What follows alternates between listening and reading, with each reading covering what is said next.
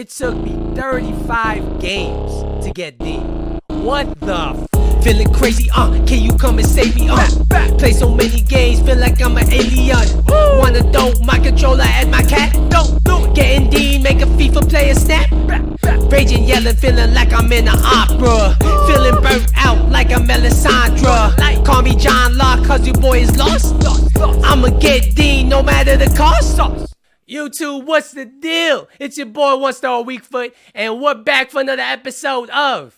This ain't an episode, this is a player review, and we're here to review the prince that was promised, the one, the only, Lucas Digne team of the season. And yo, if you guys listen to the intro, you guys already know the struggle was real. I had to play 35 games in Division 1 to unlock this card. It was so sweaty. There wasn't that many people I was facing that were trying to do this objective.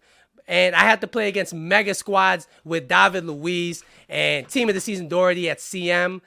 It wasn't fun, all right? It was not fun. I lost like I think I lost like 100 skill rating over the course of 2 days. I played 35 games over the course of 2 days. And my main problem was every single game was a draw. Whether I went all out attack at the end, it still ended up a draw. So I ended up not being able to do this objective in a orderly fashion, if that's what you want to say. It was not a fun time, but this is the best Everton card in the game right now, and I can give you guys a review on him. A lot of you guys were asking for it, so I'm happy, and I hope you guys are happy too. Once again, if you're new around here, don't forget to hit the subscribe button down below, and if you're enjoying the content, do me a favor and hit the like button just one time. I appreciate all you guys watching just right now. And yeah, let's look at this card. So, he's 5'10". He has high medium work rates. He's left-footed. He has a 3-star combo. I played 5 games in Division 1 with him. I got no goals and I got no assists. But he's a fullback, so we're not really too worried about that. Let's look at his stats. He has 88 pace, which is just enough to keep up with the high-paced attackers of this game. His passing stats are sublime. 93 crossing, 94 short passing. He has 85 vision. I mean, he almost has the passing of a Cam, and you guys know I like to play possession. I like to play out of the back, so I love to see that stat or those stats on a defender. His dribbling looks very nice as well. 91 ball control, 88 reactions. 78 agility might be a problem. We're going to find out when we get into the gameplay if it really holds him back. His defending stats are all mental. I mean, 90 interceptions, 95 slide tackling, 90 stand tackling. That's nuts. His 79 marking is kind of scary looking though. Is it going to affect this card? Will it ruin his viability in Weekend League? We're going to find out. His physical stats are all solid. I don't anticipate them to be a problem at all. So yeah, let's jump into the gameplay. I'll be right back. So we're not checking footbin today, no, because this card is free. All you gotta do is assist 5 different times with the EPL defender and 5 different rivals wins, and this card is yours. So is he worth using in the Weekend League? I would say yes. Let me break down the stats so you know exactly what to expect from this card. So he has 88 pace, and in game is just enough. I did slap a shadow chem style on him because I'm a pace abuser at times, but he does have enough pace. I never noticed him getting burnt defensively when it came for pace, and offensively he does have enough pace to get forward and still has enough pace to really, you know, like cover the space behind him when he does get forward. I would have to rate his pace on 9 out of 10. He felt very quick in game.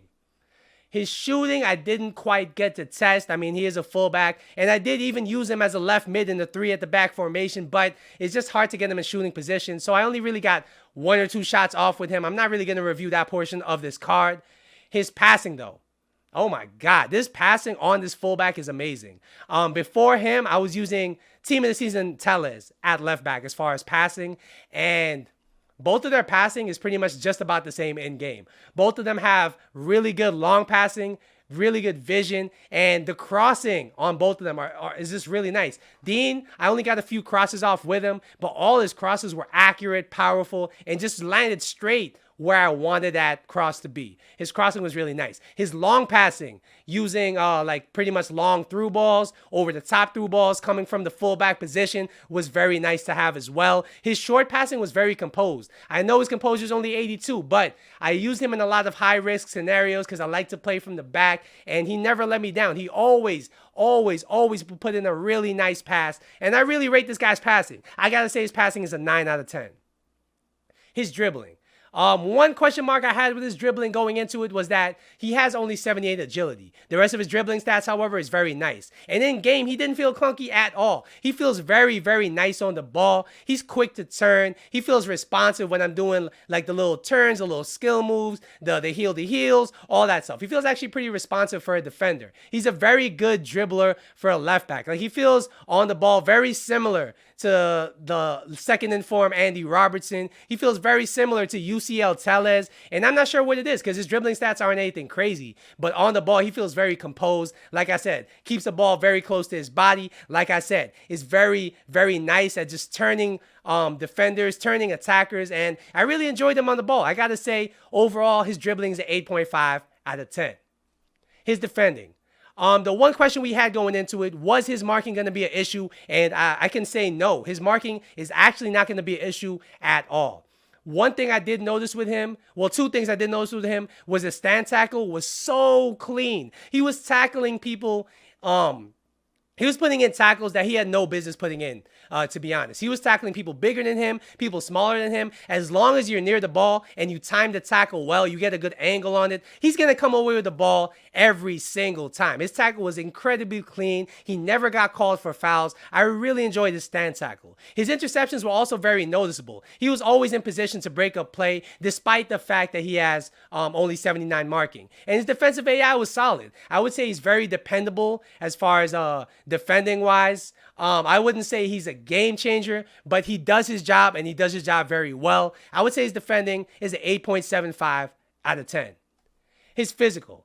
Another question we have with this card, right? Well, two questions. Number one, is 85 jumping at 5'10 going to be enough to defend the far post headers? And the answer to that question is yes. He definitely has enough jumping to win things in the air. He won a lot of headers for me, and I'd say in the air, he's very solid. He's not amazing in the air, but he definitely gets the job done, and he's not a liability on this end whatsoever. His stamina is the second question I have. It's only 89. Is it enough to last all game? And the answer is yes. It is enough to last all game. One thing I will say, though, is if you decide to go high press at any point of the game for an extended period of time, his stamina might let you down. Because at the end of the game, whenever I went high press to try to chase the game, he would be really tired and he did need a sub. He would need a sub if it went to extra time in those senses. His strength and aggression is very solid. He never got bullied. He's very strong when it came to shoulders, 50-50 balls. He comes away with a lot of them. And I will say that overall, I will have to rate this card at 8.75 out of 10. He's a very, very well-rounded fullback, and he doesn't really have any weaknesses. I mean, his dribbling is solid. His passing is very good. His defending is solid. His physical is very good. And his pace is just enough to keep up with the top attackers on this game. So, like I said, he's not going to be a game changer. He's going to do his job very well, and he's definitely meta enough to use in the weekend league and everything like that. As far as quality-wise, somebody to compare him to, I would say he's just as good as Team of the Season Doherty in game. Both of them are very, very similar as far as the kind of impact they bring to your team, what they offer your team, everything like that. The only difference between the two of them is that Digne is better on the ball, and Doherty is just a bit stronger in the air and just a bit stronger in general. But both of them, quality-wise, are just about the same, and that's why they get the same rating from me, 8.75 out of 10. So yeah, that's going to be my Team of the Season Digne review. You already know I'm using this guy in Weekend League, and he's probably going to be my endgame left back because I'm an Everton fan, and this is the best Everton card on the game. I really enjoyed this card, and I hope you guys enjoyed this review. Once again, don't forget to like and subscribe. I'll be back tomorrow with another video, but until then, later.